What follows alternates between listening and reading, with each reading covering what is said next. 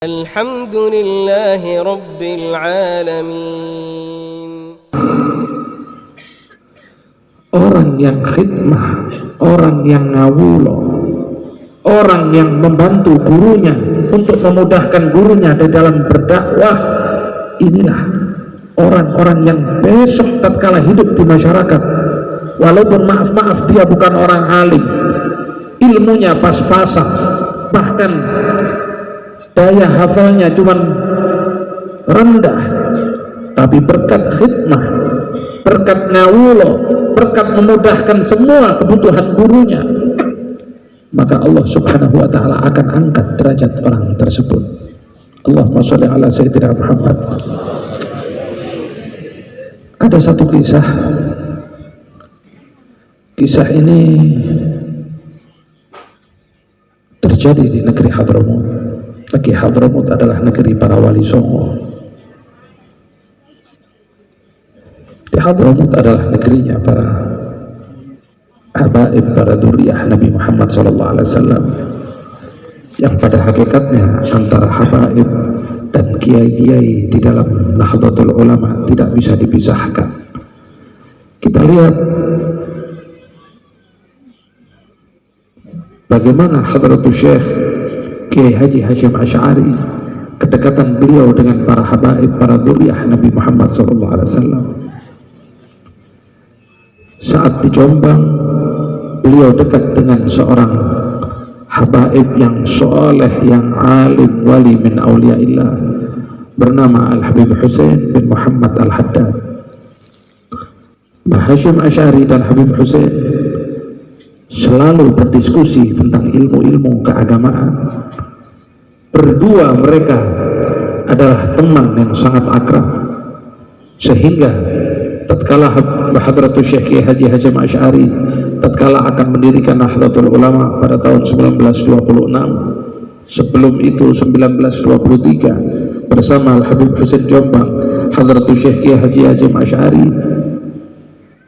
pergi ke kota Jakarta menemui seorang habib, seorang soleh, seorang alim yang oleh Hadratus Syekh Kiai Haji Hasyim Asy'ari, habib tersebut dijadikan sebagai salah satu gurunya. Beliau adalah Al-Habib Ali bin Abdurrahman Al-Habsyi, Habib Ali Kuitang. Artinya saya bercerita ini antara habaib dan kiai tidak akan bisa dipisahkan selama-lamanya. Di Hadramut ada seorang soleh, dia bernama Al-Habib Alwi. Dia punya guru bernama Al-Habib Abdurrahman. Al-Habib Alwi adalah seorang alim yang luar biasa, yang sampai saat ini di Hadramut kitab-kitab tulisan Al-Habib Alwi digunakan untuk maraji', untuk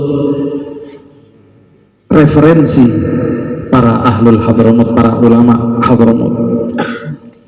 Habib Alwi tatkala belajar 36 tahun, Habib Alwi belajar kepada Al-Habib Abdurrahman. Dia selama 36 tahun dia khidmah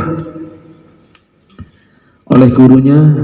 Wahai Alwi, setiap engkau taklim di sini, setiap aku mengajar, engkau punya bagian nuang kopi. Jadi di Hadramut adatnya kalau seorang belajar, seorang pengajian, dibawa apa namanya, gelas kecil gitu, dituangi kopi sampai semuanya hadir. Habib Alwi sama gurunya, engkau nggak usah belajar, tapi setiap aku mengajar, engkau bagian nuang kopi dan nata sandal orang-orang yang hadir, yang taklim sama saya.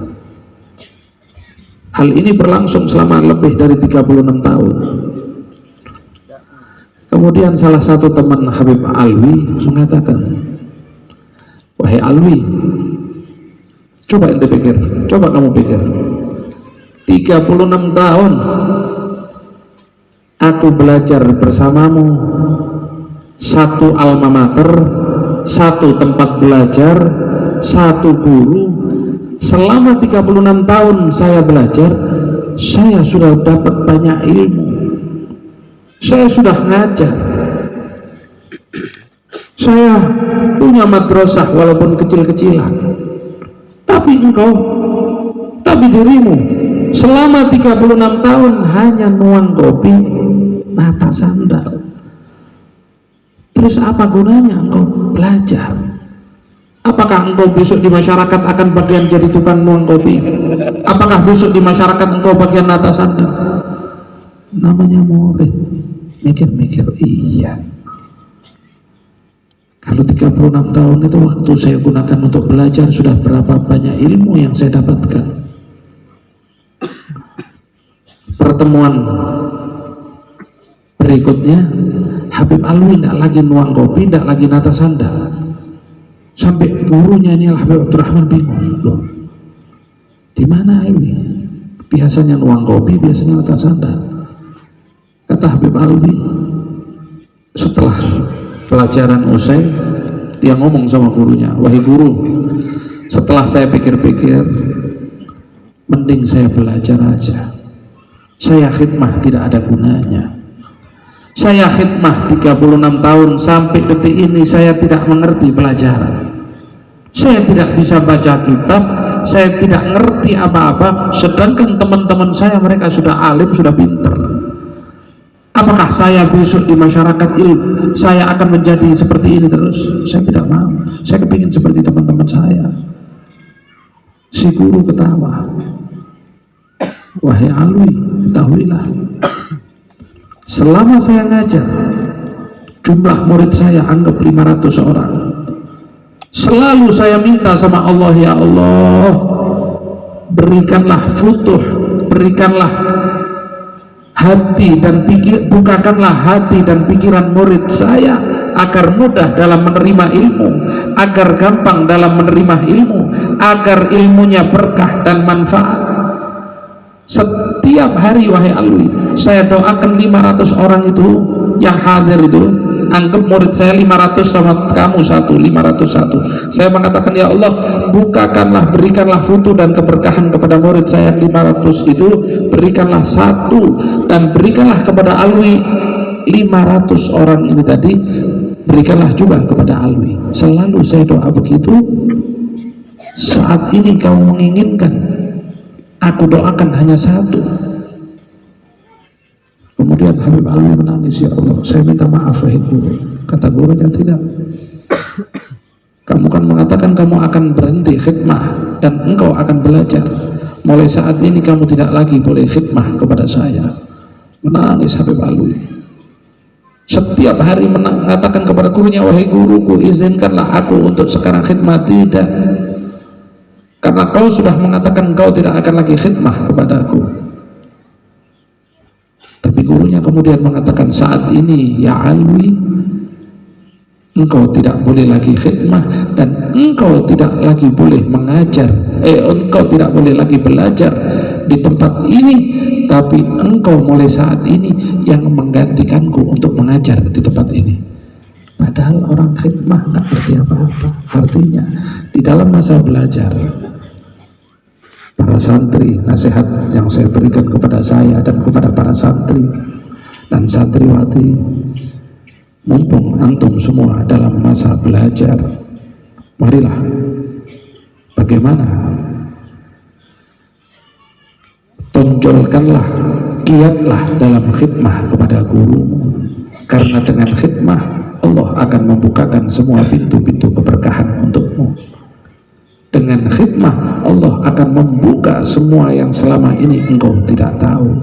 Karena keberkahan seseorang, kemanfaatan seseorang santri, seorang murid berdasarkan daripada bagaimana dia khidmah kepada seorang murabbi. Kita lihat Sahibul Haul, bagaimana perjalanan beliau, bagaimana perjalanan belajar beliau. Setelah belajar di kota Pasuruan, beliau belajar di kota Mekah Al-Mukarramah, menunjukkan bagaimana hausnya beliau terhadap ilmu, menunjukkan bagaimana beliau ingin mendapatkan keberkahan dari seorang guru. Itulah contoh nyata bagi kita semuanya. Walaupun 41 tahun yang lalu beliau telah tiada, 41 tahun yang lalu beliau sudah meninggal dunia, tapi kita yakin bahwasannya beliau saat ini hadir bersama kita. Kita yakin bahwasannya beliau ada di tengah-tengah kita, dan kita yakin beliau saat ini memandang dan melihat kita. Amin Allahumma. Dan inilah momen yang sangat tepat untuk kita bermunajat kepada Allah Subhanahu wa Ta'ala, karena dengan adanya peringatan-peringatan seperti saat ini, kita memanggil orang-orang soleh, kita menyebut-nyebut nama orang-orang soleh. Tatanazzalur rahmah, tatanazzalul maghfirah, tatanazzalur rahmat wal barakat wan nafahat wal imdadat. Dikatakan apabila kita menyebut nama seorang soleh, kita menyebut nama seorang wali min auliyaillah, Allah Ta'ala turunkan keberkahan kepada kita, Allah turunkan rahmat kepada kita, dan Allah turunkan kemanfaatan kepada kita pada malam hari ini. Semoga Allah Subhanahu wa Ta'ala menjadikan hati-hati kita senantiasa menjadi hati-hati yang selalu dipenuhi cinta kepada baginda Nabi Muhammad, cinta kepada orang-orang soleh, cinta kepada para wali-walinya Allah. Amin amin ya rabbal. Semoga perkumpulan ini menjadi perkumpulan yang penuh keberkahan. Semoga pondok pesantren Nurul Huda menjadi mercusuar Ahlus Sunnah wal Jamaah yang dibanggakan Nabi Muhammad SAW. Semoga pondok pesantren Nurul Huda langgeng ila yaumil qiyamah. Semoga Kiai Salahuddin dan para guru-guru di pondok pesantren Nurul Huda diberikan panjang umur, sehat wal afiat. Semoga para guru-guru kita, para kiai kita, para orang-orang tua kita, para santri-santri, para alumni, semua yang hadir diberikan panjang umur, sehat wal afiat. Amin ya rabbal ilahi lastunil firdausi ahla wala amwala naril jahimi fahab li taubatan wa fir dhunubi fa innaka ghafirun bil azimi. Sama-sama ilah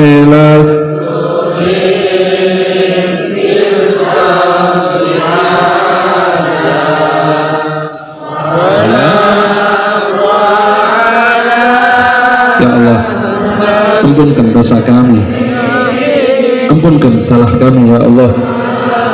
Ya Allah, kami hambamu yang banyak dosa, kami hambamu yang banyak salah, kami hambamu yang penuh dengan maksiat, kami hambamu yang selalu ingin tertutup kesalahan-kesalahan kami ya Allah. Kami tidak ingin aib-aib kami nampak di hadapan orang lain, padahal kami orang yang penuh dengan dosa, kami orang yang penuh dengan salah, kami hamba-hamba yang penuh kekurangan, tapi kami merasa hebat, tapi kami merasa benar, tapi kami merasa selalu ingin dipuji. Ya Allah, hilangkanlah penyakit hati kami ya Allah.